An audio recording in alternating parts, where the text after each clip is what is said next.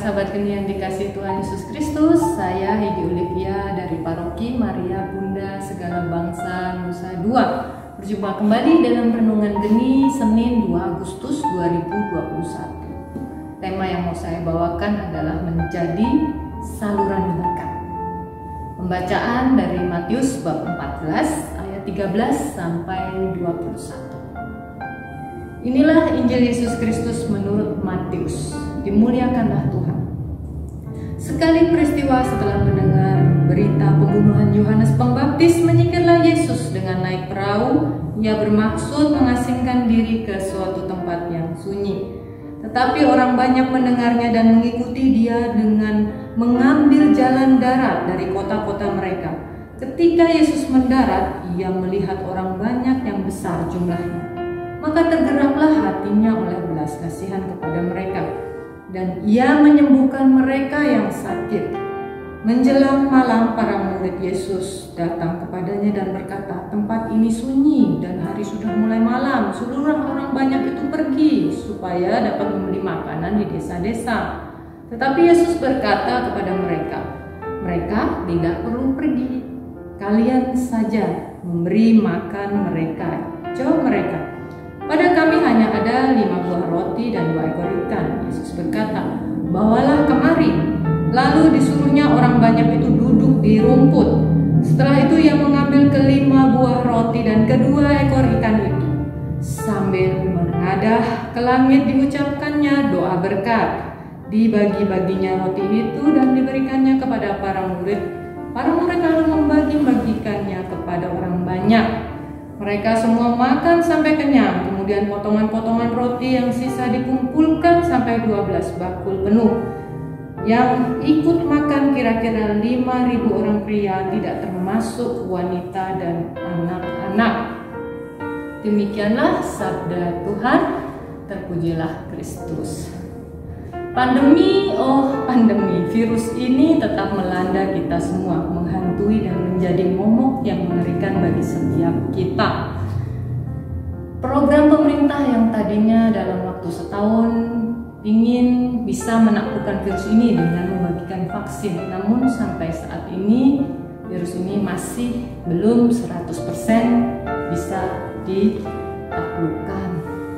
Nah, ketika Yesus mendengar kabar yang tidak mengenakan tentang Yohanes Pembaptis sahabatnya yang mati dibunuh, ia hendak mengasingkan diri. Setiap kita ketika mendengar kabar kurang mengenakan atau kabar duka, pasti kita menjadi sedih dan ingin menyendiri, mengunci di kamar, tidak ingin ketemu dengan orang-orang. Ketika kita tahu usaha kita bakal ditutup, harus tutup atau bangkrut, harus memecat karyawan, atau kita sebagai karyawan kena potongan 70% lebih gaji kita dipotong, kita tidak bisa melakukan apa-apa, kita menjadi murung, kita menjadi putus asa.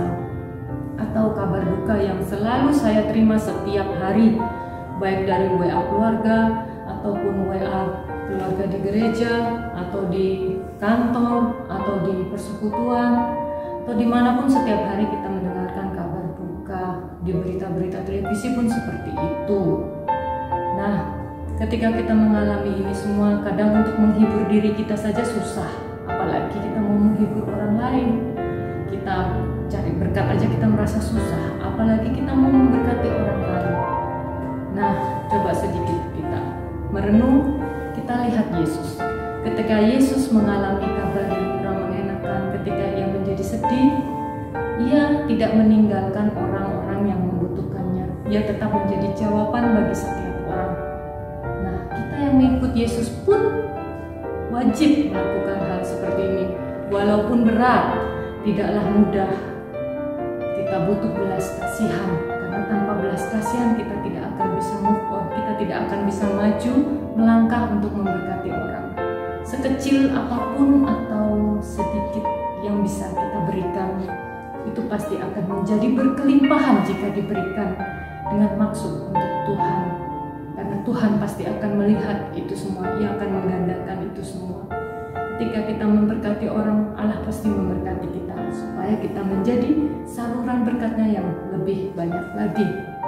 Apakah mudah? Sekali lagi saya katakan, tidaklah mudah karena kita butuh belas kasihan.